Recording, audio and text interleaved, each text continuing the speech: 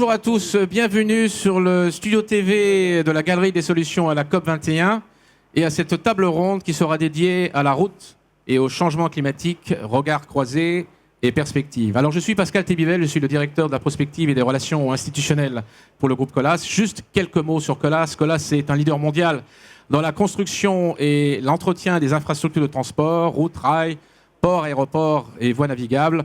Donc il est tout à fait normal que nous soyons concernés par ce sujet. Alors, dans l'esprit de tous, il est vrai, la route, premier réseau social, la route, facteur d'intégration économique, peut être perçue par certains comme source de nuisances ou ayant des impacts peu favorables sur le climat. Mais la route ne porte-t-elle pas aussi des fonctions ou des usages présents au futur qui ont ou qui auront un impact vertueux sur le climat? Alors, pour nous éclairer sur ces questions, nous avons la chance d'avoir aujourd'hui à cette table ronde 3 experts éminents sur le sujet. Et laissez-moi vous les présenter. Alors tout d'abord, Michel Savy, professeur émérite Paris-Est, école Paris-Tech, école des ponts Paris-Tech, école d'urbanisme de Paris. Alors, Michel Savy a de nombreuses casquettes, il nous faudrait toute la table ronde pour les lister, mais il est vrai que Michel Savy est un expert reconnu dans le monde des transports et notamment dans celui de la logistique. Pour un peu d'actualité, il a participé activement à la conférence nationale sur la logistique dont il a présidé le comité scientifique. Ensuite, nous avons aussi la chance d'avoir Henri Molleron, qui est le directeur de l'environnement du groupe Colas. Il est également en charge du développement responsable pour le groupe, et il est vrai que le développement responsable prend de plus en plus d'importance dans nos activités. Il est aussi un éco-entrepreneur, un des premiers, il y a longtemps déjà, il y a 25 ans, je crois, Henri Molleron était patron d'une entité de dépollution aux États-Unis, je crois en France. Donc on est très heureux de l'avoir avec nous. Et nous avons la chance d'avoir Jean-Luc Gauthier, directeur technique au Centre scientifique de Colas, qui est le plus grand centre privé de recherche dans le domaine routier, et qui est l'inventeur de la route solaire. Merci encore d'être là aujourd'hui. Alors pour planter le décor et avant d'amorcer la discussion, permettez-moi de vous présenter quelques chiffres clés pour amorcer le débat. La première chose qu'il faut savoir, on le rappelle, vous avez peut-être déjà vu ce slide à de nombreuses reprises, c'est la part des émissions à gaz à effet de serre par secteur. Et vous voyez immédiatement que le transport, vous voyez à 14%, a une part non négligeable d'émissions à gaz à effet de serre. Évidemment, c'est un schéma global. Cette part peut varier évidemment d'un pays à l'autre, puisque le mix énergétique dépend bien sûr du pays. Donc, il était important, nous, en tant que constructeurs d'infrastructures, qu'on soit concernés par, effectivement, cette contribution au gaz à effet de serre. Donc ça, c'est une première chose. La deuxième, c'est que la demande de mobilité, la demande de transport, aussi bien des personnes que des marchandises, ne va cesser de croître, même voire d'un facteur 3 ou 4, sont les experts de l'OCDE. Voilà, c'est un fait certain, donc une croissance inexorable de la demande de mobilité. Mais on pourra aussi en débattre, mais c'est un fait sur lequel les experts s'accordent aujourd'hui. Et troisièmement, comme ça clôturera un peu les éléments de cadrage, voilà, c'est dans ces transports, c'est la part de la route qui est majoritaire, que ce soit les transports de marchandises ou les transports de passagers. Vous le voyez, les pourcentages sont importants. Donc la majorité, le mode majoritaire de transport des biens et des personnes est aujourd'hui là-haut et il restera certainement à l'avenir. Donc la route est le mode majoritaire de transport aujourd'hui. Alors, ce serait intéressant d'avoir, Monsieur Savy, votre éclairage, surtout sur le côté fret ou transport de marchandises, qui est important, notamment sur le plan de vue économique, et sa relation avec le climat, les gaz à effet de serre. Oui, merci. Évidemment, je confirme vos chiffres en insistant sur le fait qu'en Europe, la part du transport dans l'ensemble des émissions est plus forte qu'en moyenne mondiale. On est quelque chose... Et en France, encore bien davantage. On est à 22% en Europe et à plus de 30% en France, du fait de notre vertu énergétique par ailleurs. Je veux dire que c'est du fait de l'énergie nucléaire. Donc, comme globalement les Français émettent moins de gaz à effet de serre que leurs voisins européens, la part du transport, elle, demeure. Et à l'intérieur du mode routier, et je viens à la question que vous me posez, en France et en transport intérieur, 53% des émissions relèvent de l'automobile, 22% du poids lourd, et on oublie toujours la troisième composante qui sert à tout, à transporter des gens, à transporter des choses, à transporter des outils, qui est un objet de la vie quotidienne sous-étudié, les véhicules utilitaires légers, en clair les camionnettes, qui émettent presque autant que les camions, avec 19% du total. Qui plus est, le transport de tous les grands secteurs d'activité en Europe est le seul qui augmente ses émissions quand tous les autres secteurs, depuis 1990, la date de Kyoto, les ont nettement réduites. Alors parmi les solutions auxquelles on pense, il y a le transfert modal. C'est un thème politique à la mode. Et pour ne parler que des marchandises, que je connais moins mal que le voyageur, l'idée de transporter davantage par le chemin de fer, par la voie fluviale, etc., est très souvent avancée. Hélas, les statistiques européennes, et pas seulement françaises, montrent que l'évolution va dans l'autre sens. Donc, il ne s'agit pas de s'en consoler définitivement. Les efforts pour utiliser mieux le chemin de fer, la voie d'eau, la voie maritime restent nécessaires, mais pour autant, la route est et restera, et de très loin, le mode dominant. Elle est à l'origine de 95% des émissions du secteur du transport. Donc, je dirais que cette domination de la route est telle que le transport routier de marchandises, c'est le problème, c'est aussi la solution. Je veux dire que c'est à l'intérieur du mode routier comme tel qu'il faut chercher les voies de progrès les plus importantes. Pour donner un ordre de grandeur, si on apprend aux chauffeurs routiers à mieux conduire, l'éco-conduite comme on dit, on obtient instantanément une réduction des émissions de gaz à effet de serre équivalent à ce qu'il faudrait, ce qu'on obtiendrait si on doublait le transport ferroviaire, ce qui est évidemment beaucoup plus difficile, beaucoup plus coûteux, voire même impossible à obtenir. Alors, où en est-on ? Eh bien, malheureusement, il n'y a pas de technologie miracle, il n'y a pas de solution unique, il n'y a pas de surgénérateur qui nous donnerait en abondance et pour un prix très bas toute l'électricité que nous voudrions et que nous saurions stocker sur des batteries très efficaces. C'est peut-être vrai dans 30 ans, aujourd'hui, ça n'est pas le cas. Et donc, il faut user simultanément de toute une série de solutions partielles, modestes, qui n'améliorent chacune le bilan que de quelques pourcents, mais en étant systématiques et opiniâtres et modestes, encore une fois, en additionnant les efforts technologiques, les efforts de gestion, de mode d'opération, de management, d'organisation, et en y ajoutant les mesures fiscales ou réglementaires nécessaires, on peut effectivement trouver des marges de progrès non négligeables. Vous pouvez donner quelques exemples d'organisations dans le transport qui font que ce soit plus efficient du point de vue climatique ? D'ores et déjà, sur le passé, quand on compare l'évolution du transport mesuré en tonnes-kilomètres, qui est l'unité de mesure la plus fréquente, on multiplie les quantités de marchandises par la distance parcourue, et les véhicules kilomètres, c'est-à-dire le parcours de véhicules nécessaires pour transporter ces tonnes-kilomètres, le ratio s'est fortement amélioré. Parce qu'entre-temps, premièrement, on a eu des camions plus grands, et deuxièmement, grâce à l'intelligence, à l'organisation, on les a beaucoup mieux remplis. Et la marge de progrès reste encore substantielle. Et si en plus on rajoute un troisième facteur, c'est-à-dire que le même véhicule, demain, consommera moins, ou consommera une part de biocarburant, ou sera hybride, l'efficacité énergétique et environnementale par véhicule kilomètre sera améliorée. Donc on a 3 étapes successives de progrès. Mieux remplir les camions et bien sûr faire en sorte que ces camions soient moins émetteurs. Et donc si on cumule, je ne vais pas rentrer dans le détail de ces marges de progrès technologiques, organisationnelles ou réglementaires, eh bien on peut faire des projections et en étant raisonnable, on peut voir qu'à l'horizon 2050, et par rapport à l'année 90, si on la prend comme référence des accords de Kyoto, on peut diviser par 2, malgré la croissance du transport, bien sûr, que vous avez évoqué, les émissions dues au transport routier de marchandises. Ça n'est pas le facteur 4, qui était fixé dans le marbre par la loi d'orientation sur l'énergie de 2005. Ça n'est pas l'objectif non plus de la loi de transition énergétique. Mais je crois qu'il faut dire qu'un facteur uniforme qui s'appliquerait aveuglément, premièrement à tous les pays. La France émet le tiers de moins que l'Allemagne, toute chose par ailleurs, par exemple. Et uniformément à tous les secteurs économiques, serait certainement pas la façon la plus efficace de dépenser les ressources disponibles pour diminuer les émissions. Et je plaiderais, non pas parce que c'est mon secteur, mais parce que substituer aux sources énergétiques actuelles des sources de remplacement est plus difficile pour un véhicule mobile que pour une usine ou pour un bâtiment. Eh bien, je plaiderais pour qu'on module ce facteur, qu'on fasse évidemment dans le domaine routier tous les efforts possibles. Et encore une fois, les progrès accessibles sont très importants, Mais rêver d'un facteur 4 à l'horizon 2050 me semble utopique, à moins 2.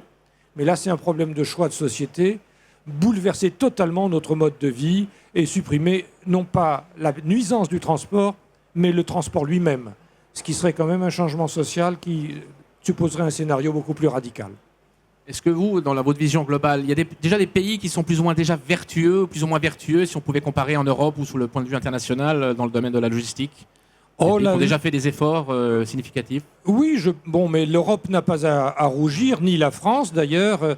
Alors le classement n'est pas seulement énergétique, mais la Banque mondiale calcule un indice de performance logistique qui classe 160 pays dans le monde.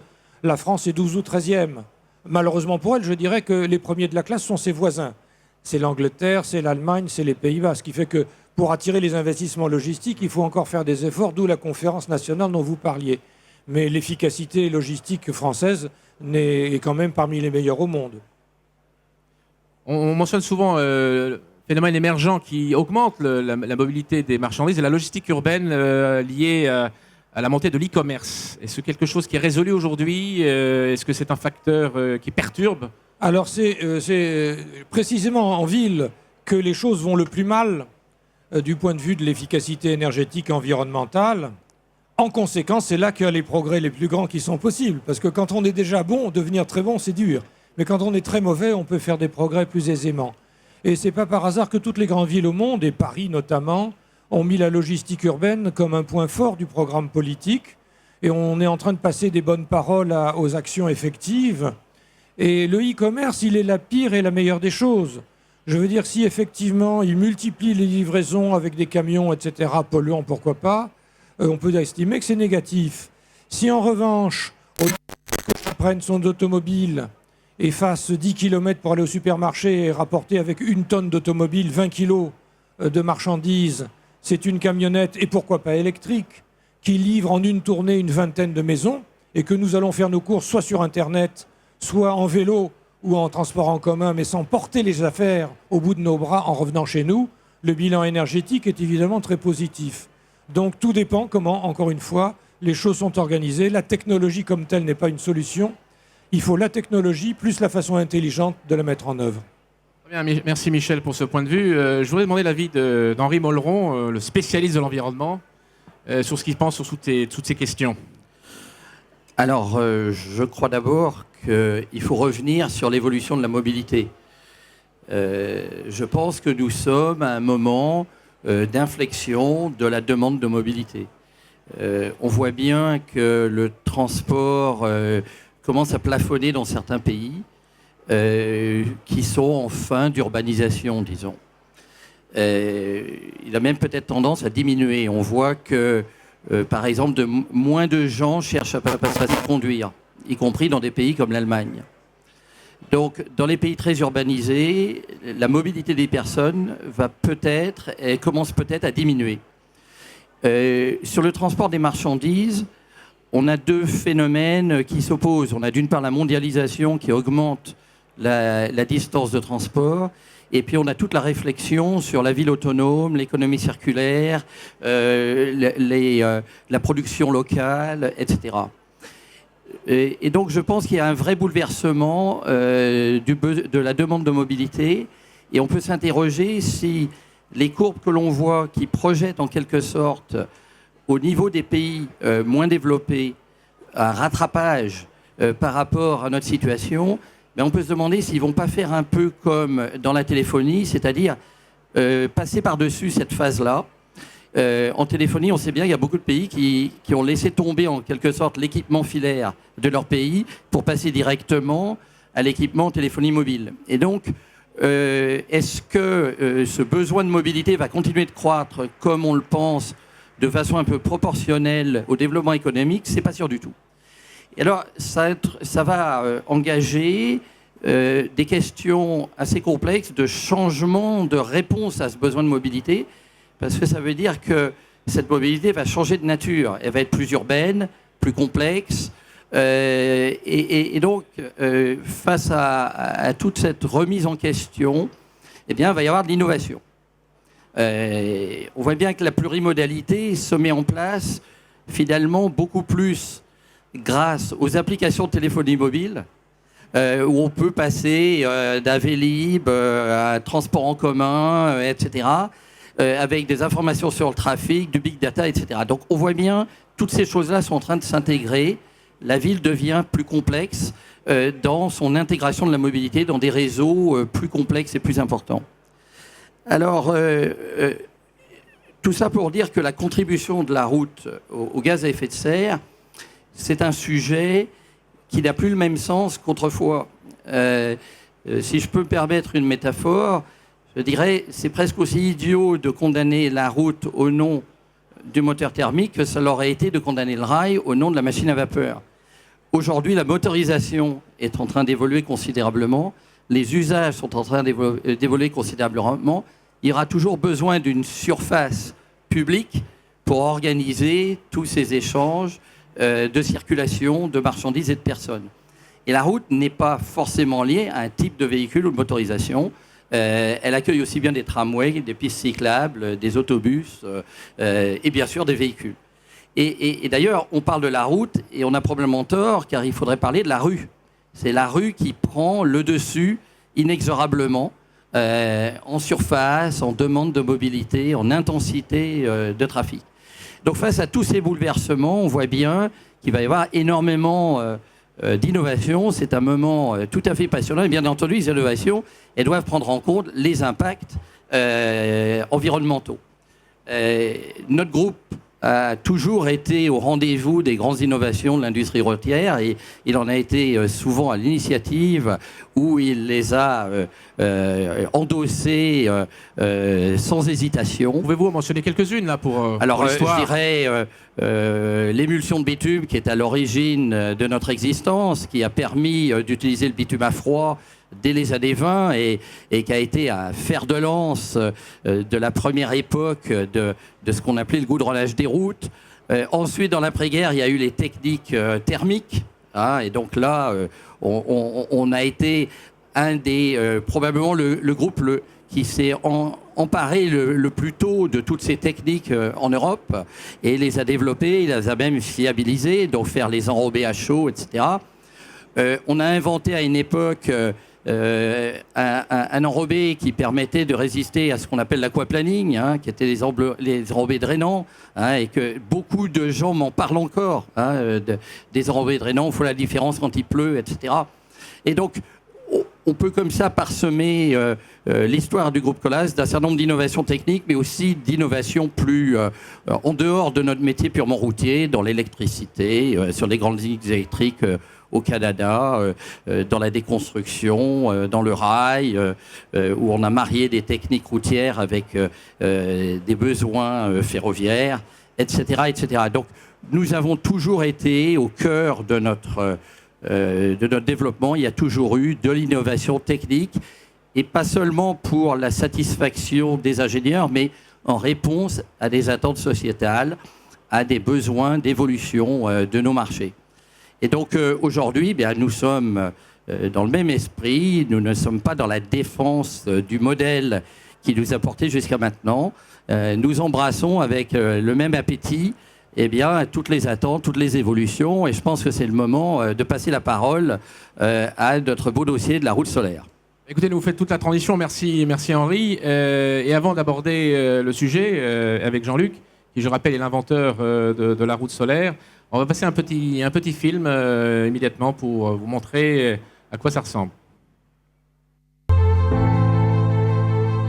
As the energy transition becomes a reality, imagine a road able to harvest solar energy and produce the electricity we so desperately need. After 5 years of research, in partnership with the National Institute for Solar Energy, Colas, a world leader in road construction, now presents Wattway, the first ever photovoltaic road surface in the world. Wattway provides a local source of clean, renewable energy. The panels are inserted in the road surface and can bear all types of vehicle traffic. Wattway supplies electricity for street lights, furniture, buildings, as well as shops and businesses. Last but not least, Wattway is also a solution for isolated off-grid areas. There are so many applications we can imagine together. Wattway. Let's pave the way to tomorrow's energy. Alors, nous avons eu la chance hier, Wattway a été primé trophée d'innovation à la Galerie des Solutions et le trophée a été remis par la ministre Ségolène Royal, donc nous sommes très heureux. Donc Jean-Luc Gauthier, pouvez-vous nous rappeler un peu la genèse de cette invention depuis l'idée jusqu'à la matérialisation sur le terrain? Je crois que c'est une histoire assez fabuleuse. Oui, merci Pascal. En fait, je dirais nos premières réflexions qui ont abouti à ce produit et à cette technologie que vous voyez ici, donc ces cellules qui sont incluses dans un matériau composite qui vont permettre de les appliquer sur la surface d'une chaussée. En fait, donc ces travaux remontent la genèse de ces travaux remonte à 2005 avec une réflexion que nous étions fait autour de la notion de fonctionnalisation de la route pour trouver d'autres applications à la route que simplement assurer le passage d'un véhicule d'un point A à un point B. En fait, ça partait de l'idée que la route regarde le ciel pendant plus de 90% du temps. Si vous comparez la surface des véhicules et en la pondérant par le flux de trafic à la surface de la chaussée, vous vous rendez compte que pendant plus de 90% du temps, la route regarde le ciel. Et en particulier, quand il y a du soleil, capte de l'énergie. Ça nous a amené à tester différents types de récupération d'énergie, différentes technologies. Bien évidemment, celle qui nous semblait la plus facile d'emploi, qui était la circulation de fluide dans la chaussée pour récupérer de l'énergie sous forme de chaleur. Bon, avec des résultats mitigés parce que les températures auxquelles nous pouvions faire monter l'eau étaient pas suffisantes pour alimenter des machines de type climatisation. Et donc, on a cherché d'autres technologies à base de céramique thermoélectrique, à base de matériaux piézoélectriques, entre autres, pour finalement, en 2010, décider de concentrer nos efforts sur l'énergie photovoltaïque. Et donc, pour structurer un petit peu notre réflexion, en 2010, on a construit une maquette à casser, quelque chose qui n'avait rien de réaliste, rien de directement applicable, avec des cellules photovoltaïques de type jouet, connectées de manière complètement artisanale. Mais ce premier prototype nous a permis de nous poser des pages et des pages de questions autour du type de produit à utiliser, du type de connexion entre les cellules, du ratio entre la surface classique et la surface photovoltaïque, comment entretenir ces panneaux, comment venir éventuellement les réparer, comment les recycler. Je dis donc des pages et des pages de questions et à l'époque, aucun élément de réponse. Et puis en 2011, nous nous sommes rapprochés de l'Institut national de l'énergie solaire, basé près de Chambéry, au Bourget-du-Lac. Et je dirais le premier contact était un petit peu bizarre quand on est venu leur proposer de travailler avec nous sur ce projet. Ils nous l'ont avoué par la suite. Ils nous ont pris pour une joyeuse bande d'ahuris avec quelque chose qui leur semblait complètement inenvisageable. Et en moins de 2 mois, ils se sont complètement appropriés le concept et ils sont revenus vers nous avec un programme structuré de recherche et des propositions extrêmement ambitieuses. Et dans la foulée, nous avons construit ce qu'on a appelé une route martyre, c'est-à-dire un premier tronçon de chaussée sur lequel on a collé des premiers panneaux qui étaient à notre disposition. En fait, Colas ne partait pas d'une feuille blanche dans le domaine du photovoltaïque, puisque une de nos filiales avait développé une technologie où il contrecollait des panneaux photovoltaïques souples à base de silicium amorphe sur des membranes bitumineuses pour assurer l'étanchéité de toiture notamment.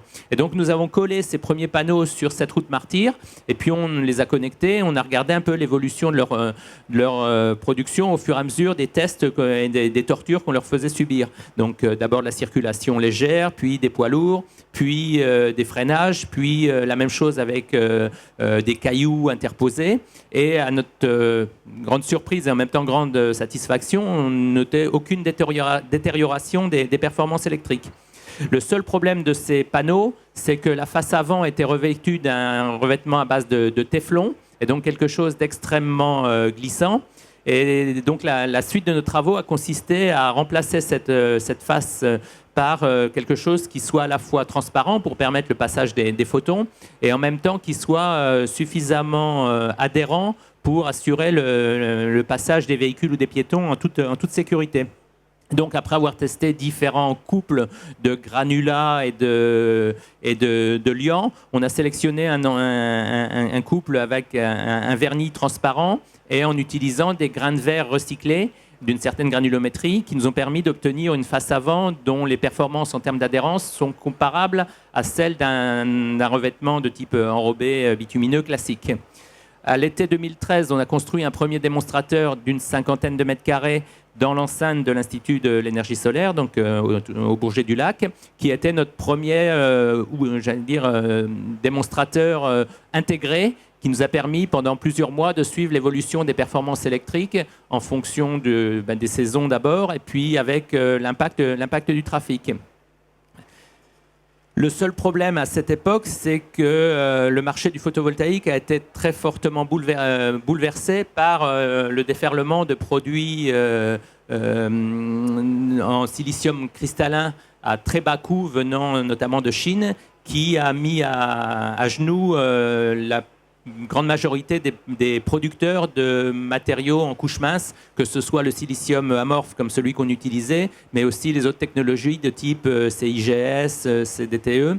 Tous ces producteurs et un certain nombre avec qui nous étions en contact ou même en échange approfondi ont fait faillite dans ces années 2013-2014. Et donc, pour garantir la pérennité industrielle de notre produit, il a fallu qu'au début 2014, on remette tout notre projet à plat et qu'on reparte cette fois-ci sur la technologie qui représente actuellement 90% du marché, qui est celle du silicium cristallin. C'est en même temps la technologie qui a les meilleurs rendements énergétiques, mais comme son nom l'indique, le silicium cristallin, c'est quelque chose d'extrêmement fragile. C'est des cellules qui font 200 microns d'épais et qui, dès qu'elles subissent la moindre sollicitation mécanique, se fissurent ou se cassent.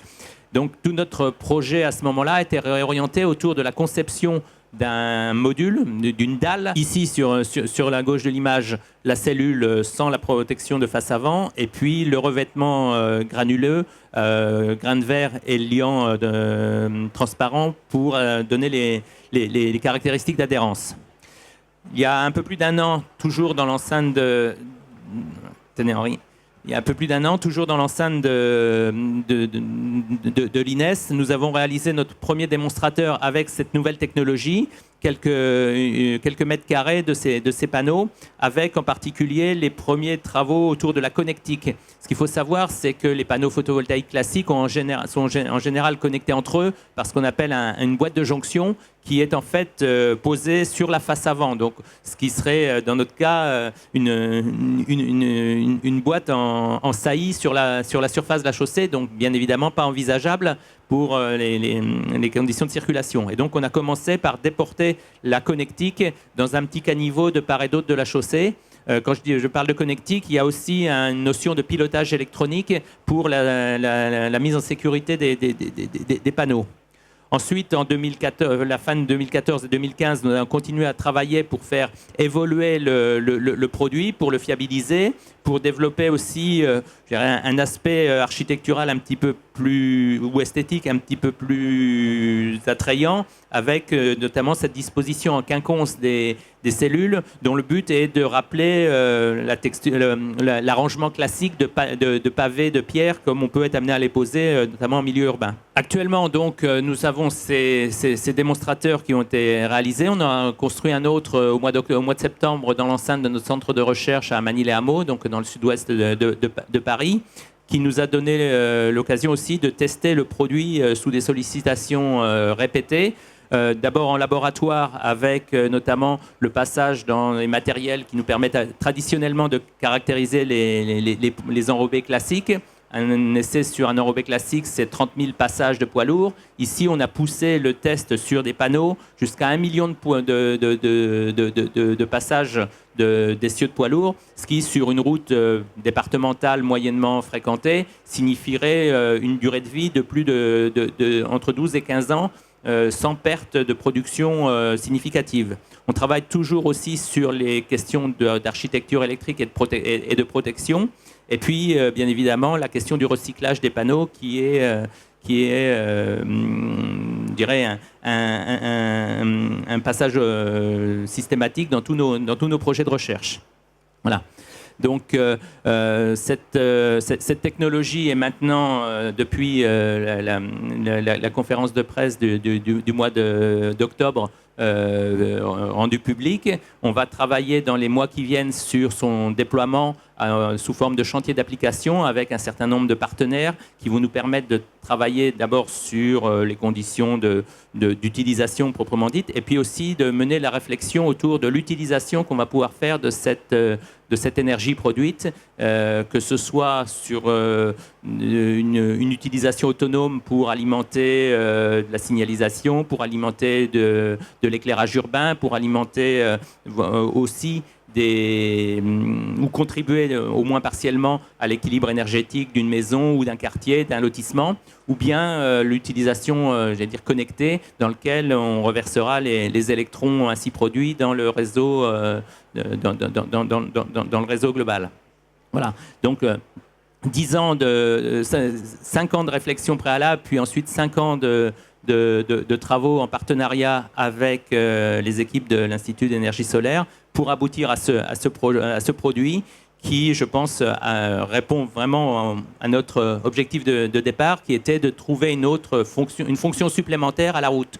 On n'enlève rien de toutes les fonctions classiques de la route, on vient la doter d'un potentiel supplémentaire qui est celui de production d'énergie. Bien, merci Jean-Luc de nous avoir raconté cette superbe histoire. Alors je rappelle à tout le monde que si vous voulez voir la route solaire en vrai, nous avons un démonstrateur à l'entrée de la COP, à l'endroit des drapeaux, l'entrée du parking, juste à l'entrée des drapeaux. Et bien sûr, nous sommes à votre disposition sur le stand du groupe Bouygues pour vous répondre. L'équipe Colas est à vos dispositions pour répondre à vos différentes questions. Et je crois que la clé de tout ça, peut-être Henri a envie de réagir. Oui, pour rebondir sur ce que nous disions plus tôt sur la contribution des transports aux gaz à effet de serre, je parlais tout à l'heure d'une mutation profonde. Eh bien, on voit se dessiner le moment où le transport sur route, rue, etc., pourrait être un contributeur net d'énergie.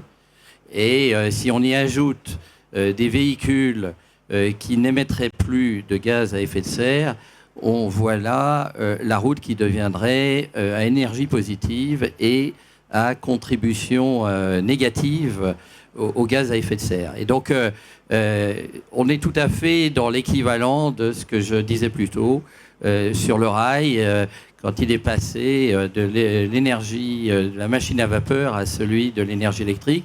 Et d'ailleurs, le rail continue d'innover puisqu'il récupère maintenant son énergie de freinage pour la restituer à des réseaux électriques, etc. Et donc, on voit bien le bouleversement qui s'organise derrière quelque chose d'aussi banal qu'une rame de train ou qu'un véhicule sur une route. Je crois que tout ça, ce sont des bonnes nouvelles pour la route et pour le climat. Et je crois que la leçon de tout ça, c'est que face à ces défis de demande de transport, demande d'énergie, l'innovation, c'est la clé. Donc, on a encore quelques minutes. Si vous voulez poser des questions à nos experts sur les sujets que nous avons abordés, nous sommes à votre disposition.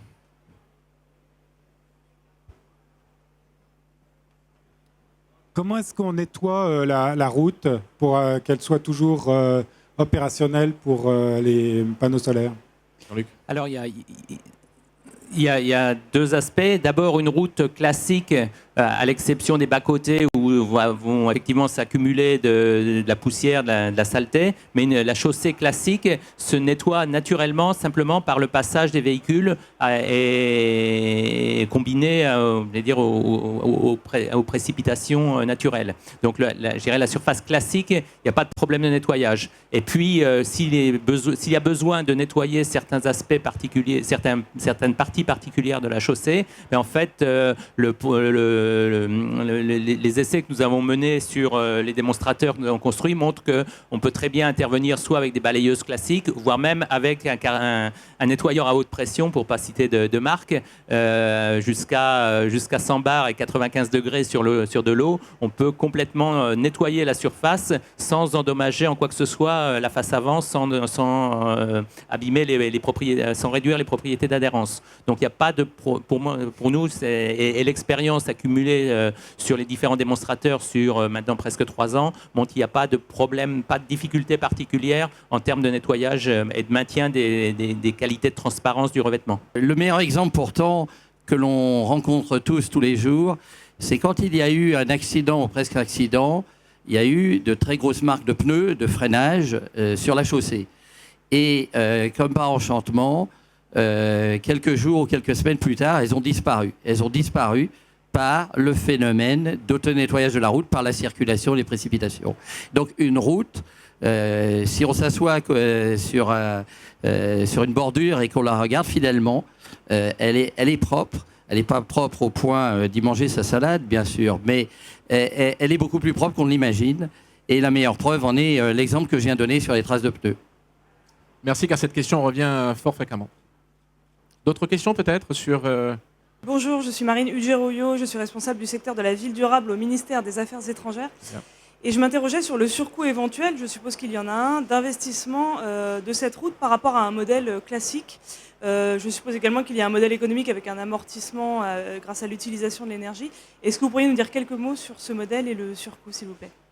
Le prix des panneaux est effectivement important par rapport à celui d'une couche de roulement classique, mais en fait, on ne doit pas raisonner en comparant la route équipée de panneaux à une route classique, mais plutôt les panneaux sur la chaussée par rapport aux autres technologies de production d'énergie. Et en particulier, si on compare du photovoltaïque intégré sur une toiture, ben en fait, notre objectif à moyen terme, quand on sera monté en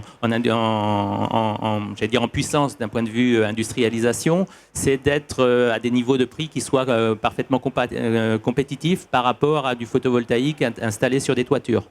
Notre panneau a une complexité plus importante que celle d'un panneau de toiture. Par contre, on vient le coller sur une route existante.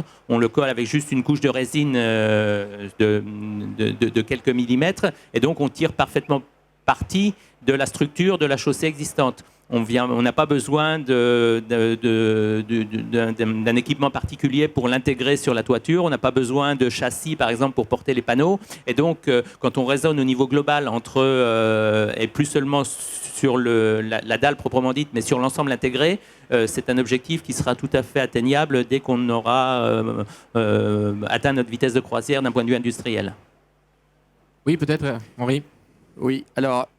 Là-dessus, je dirais, on est peut-être aujourd'hui un peu plus de 2 fois plus cher au watt crête que sur un panneau en toiture.